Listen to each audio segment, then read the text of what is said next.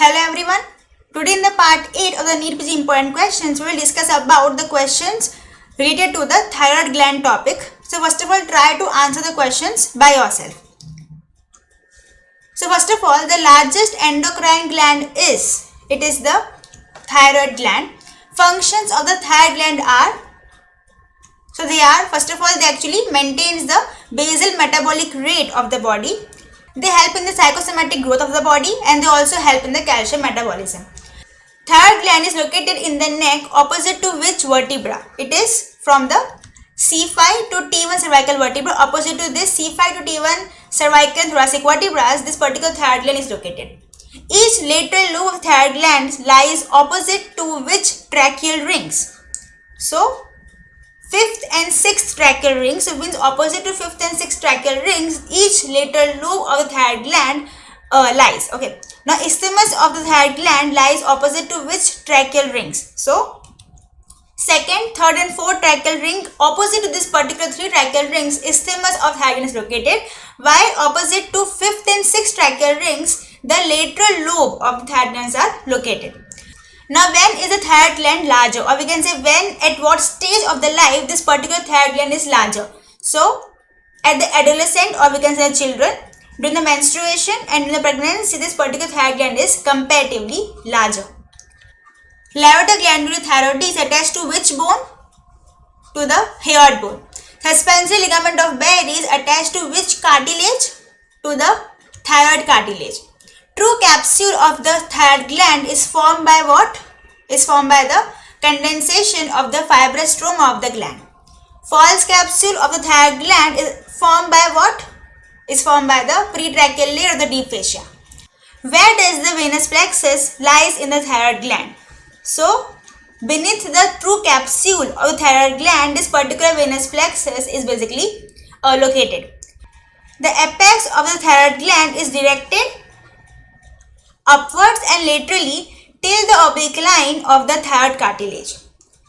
Now, the apex of the thyroid gland is limited by the attachment of the sternothyroid muscle. Medial and the lateral relation of the apex of the thyroid gland are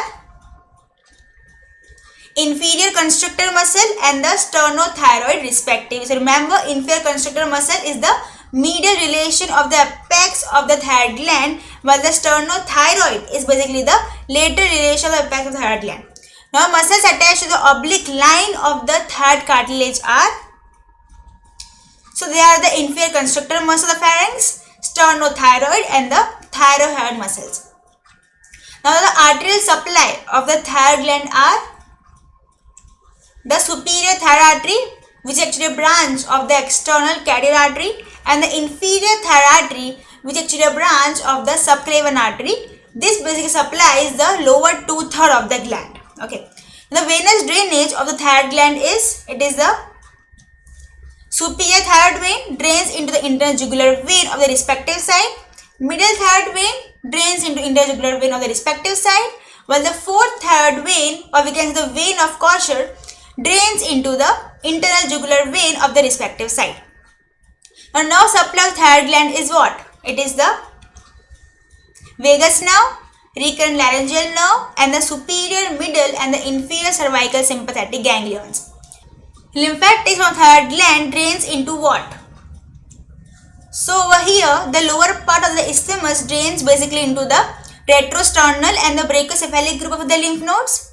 Upper part of the gland drains into the prelaryngeal and the jugular digastric lymph nodes, and the lower part drains into the pretracheal and the nodes along with the recurrent laryngeal nerve. Now, the thyroid gland develops as endodermal thickening during the third week of intrauterine life. Thyroid gland reaches its definitive position during the 7th week of intrauterine life. Thyroid gland becomes functional by during the 3rd month. Now, what is the extension of the trachea? So, basically extend from the cricoid cartilage till the sternal angle, and if we talk about the vertebral level, so from C6 to T4 vertebral levels is the basically the extension of the trachea. Now, the external diameter of the trachea is 2 cm in the male and 1.5 cm in the female. Lumen of the trachea in the newborn is 3 mm in diameter.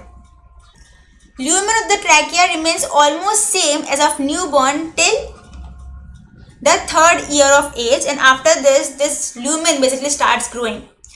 Lumen of the trachea after the 3rd year of life increases on a rate of what? On the rate of, remember, 1 mm per year. So during the birth time, or we can say till the 3rd year of life, the diameter of this particular lumen of the trachea in the newborns is basically around 3 mm in the diameter. Okay, and after 3rd year of life, this particular lumen actually grows 1 mm per year. Okay, and till the adult, this particular lumen actually grows finally almost about 2 centimeter in the male and 1.5 centimeter in the female adult. Okay, now lumen of the trachea almost reaches its adult size by what age?